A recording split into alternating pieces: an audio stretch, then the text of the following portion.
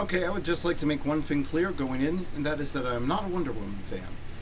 In fact, my only knowledge of her comes from her appearances in other people's comics,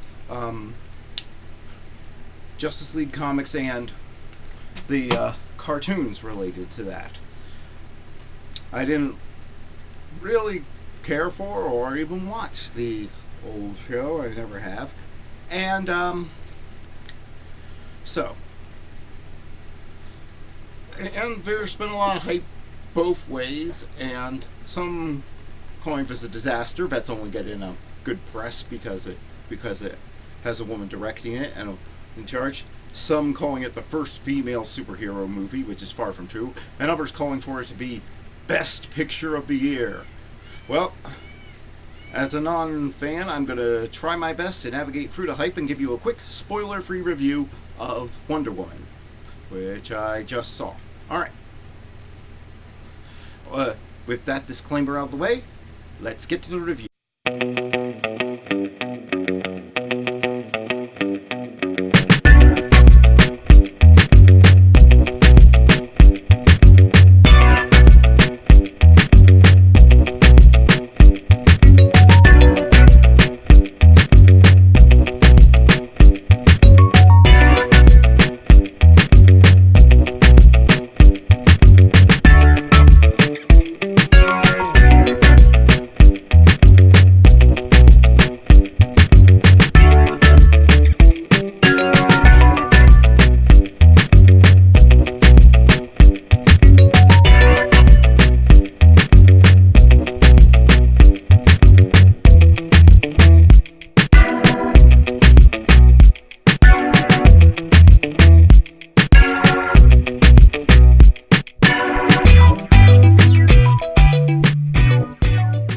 Just as I thought Man of Steel's worst detractors were wrong, and that movie wasn't as bad as it was hyped up to be, I don't think Wonder Woman's biggest defenders are right, and it's as good as it's hyped up to be, and that it's not Best Picture of the Year.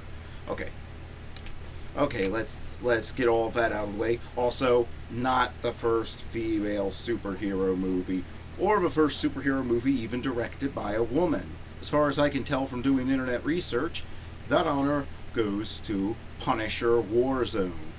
And the first major motion picture released with a major budget was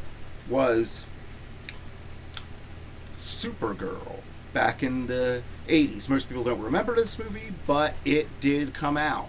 And it was made for a budget of $35 million. To put that in perspective, that's about the budget that was allocated to both Empire Strikes Back and Return of the Jedi. So, and Jedi came out just 2 years previous to Supergirl. So, yeah, it was a major picture at the time. It just didn't do too well at the box office.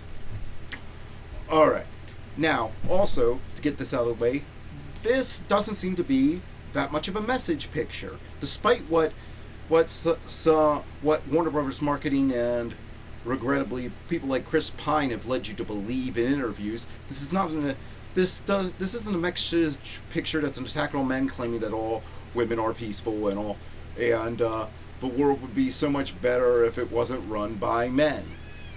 In fact, every time the word men is used to refer to a collective in this movie, it seems to be used in what like to call the Lord of the Rings sense. It is used to refer to the entire human race outside of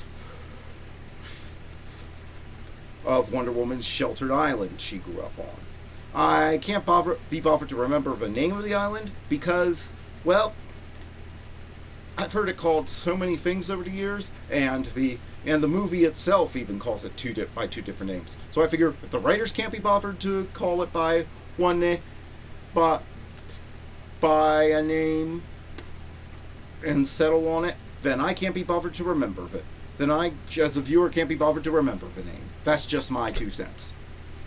The writers were paid to do this, and they couldn't be bothered, so why should I? As somebody who paid to see it.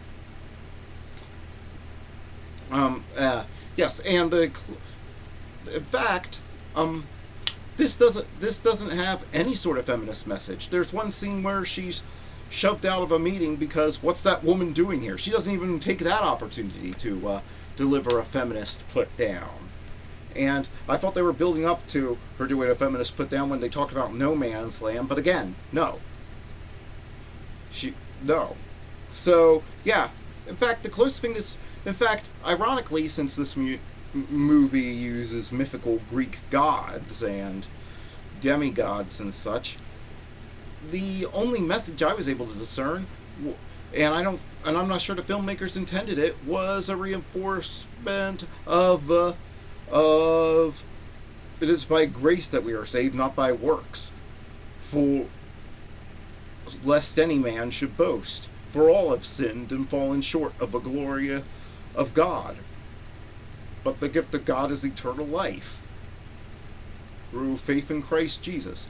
Now, it's not a Jesus message movie, but what I'm saying is that the message actually seems to be a very Christian one, in that it's that in a fallen world, everyone's a sinner.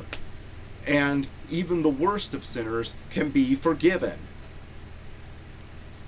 And and it's and it's compounded by, at the end, some people accuse the end of having a special effects overload, but I think in the end it complements the heights the story has risen to, sort of intellectually and sort of philosophically, in that in that it gets through uh, that it gets through to the point where even Wonder Woman, the hero, ha, go nearly comes this close to turning to evil. And the whole time I was watching this scene, my thoughts were, why couldn't this director and this writer have been the ones making the Star Wars prequels? I mean, they do a very convincing turn of a hero turning in a moment of grief, and where she thinks that everything that she has fought for has been for nothing, she lashes out. And it's like, wow! Can you imagine if these people had made the Star Wars prequels? Anakin wouldn't have been a whiny brat. Think about it. They knew how to take her turn from a hero into nearly a villain and get one step away from it, like that. And yeah, and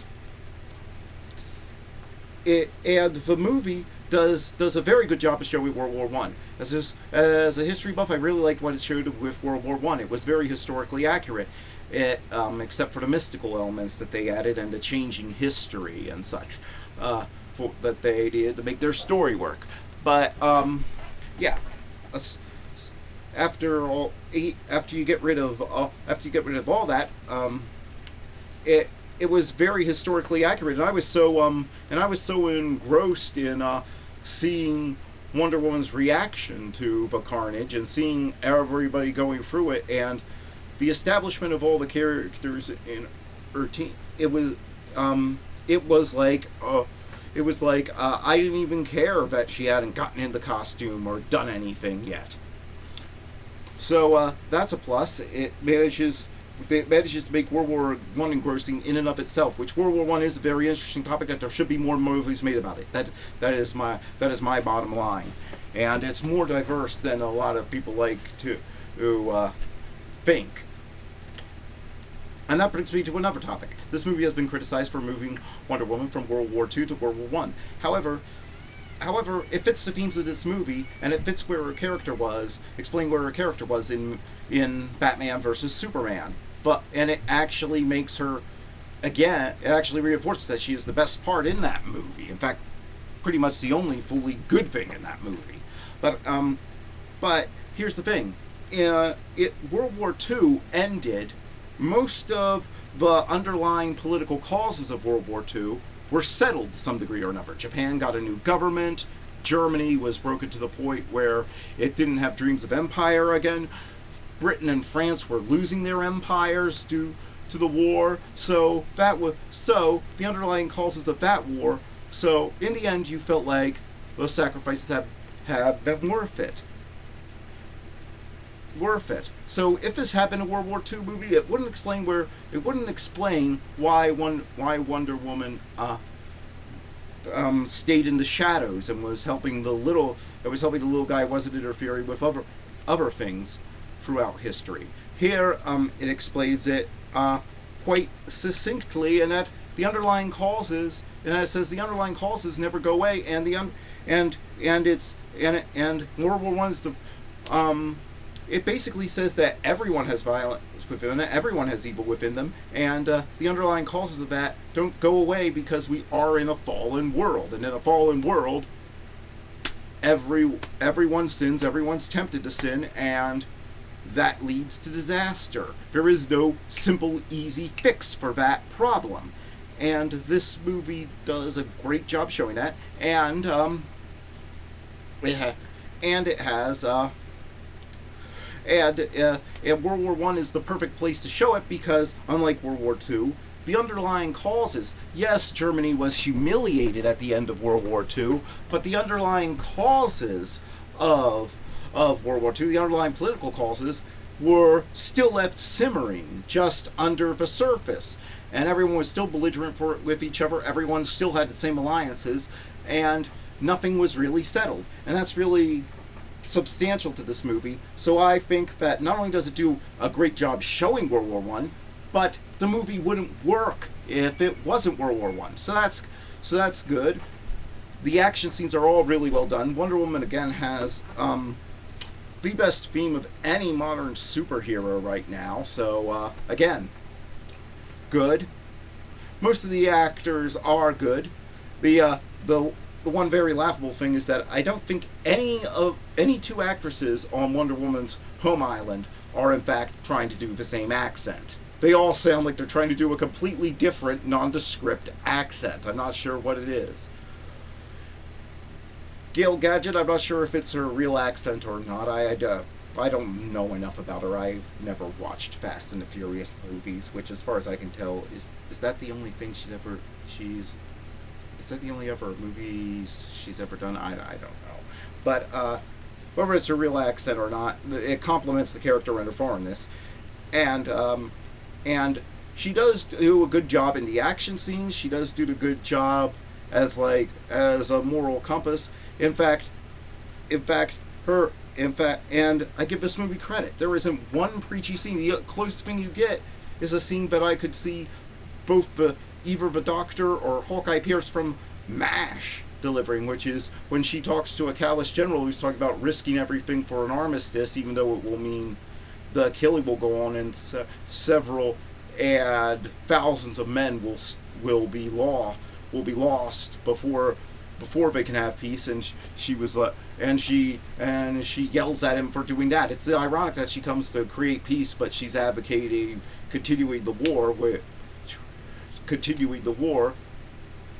And that's the thing, is that and the only fault I can find with Gail Gadget's acting in this movie is that she doesn't do light comedy well. She doesn't have the gift for it. She's too forceful. Her movements are too controlled for it, and the script, once she gets to London, imbues her character with a very charming Eliza Doolittle side, making her a 3D character.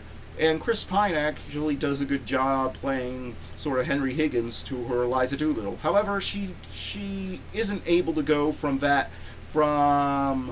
hardened warrior. She really isn't able to go from the hardened warrior to the person who doesn't know anything about the world around her, and that's not to her shame. It's not brought up as a weakness or anything. In fact, I have to say that this is a better use of a female star that I've seen most male directors make. It's like because it was directed by a woman, she let her be a three-dimensional character who makes mistakes, who doesn't know everything, who isn't always right about everything. That's the thing. Hollywood falls into this trap of thinking that it's sexist if they have a female star and she goes through a character arc, and then their female characters end up boring, and they wonder why they bomb at the box office, or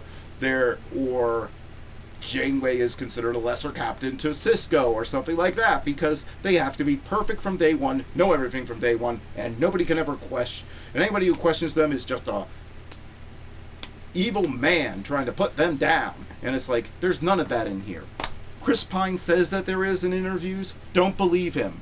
Don't believe him. I narrowly stayed away from this movie. I cannot emphasize this enough. Do not believe the hype about this being an ultra-feminist movie. It's just a movie about a character, and that is its greatest strength. She can't pull, and yeah, so the movie combines, and people have compared this to Captain America, but I will say that I think they bring Diana's team to life more than Captain America's Howling Commandos were brought to life. They do a better job of that.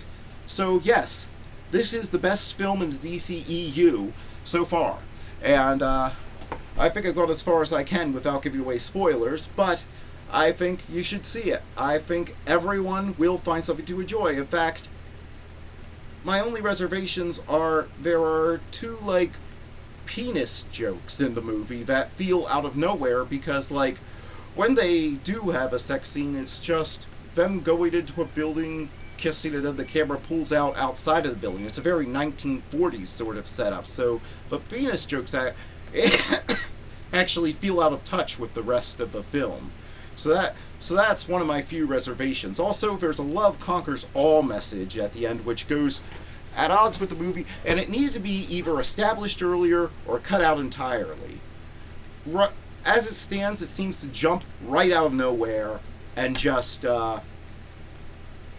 be nothing, and it just feels forced and contrived. And I'm pretty sure if this was a studio mandate, because it just feels forced and contrived, whereas the rest of the movie seems to have a very depth touch, a very light touch, and then this is just slammed home in like 3 different lines at the very end of the picture. So yeah. So, but if you don't let that bother you, then yes, this is a well-balanced, well-made movie. And I guess the first one ever. Most people could agree on that point. So if it's the first movie everyone seems to be able to agree is well-made for the DCEU, and it's not Best Picture material, but as its Best Defenders would have you believe. But it's not total garbage. But it's not total forgettable garbage as its worst detractors would lead you to believe. At least not in this reviewer's opinion. So, if you want to know, my final score for Wonder Woman is 7.5 out of 10. It's a good start. It breathes some much needed life into DCEU.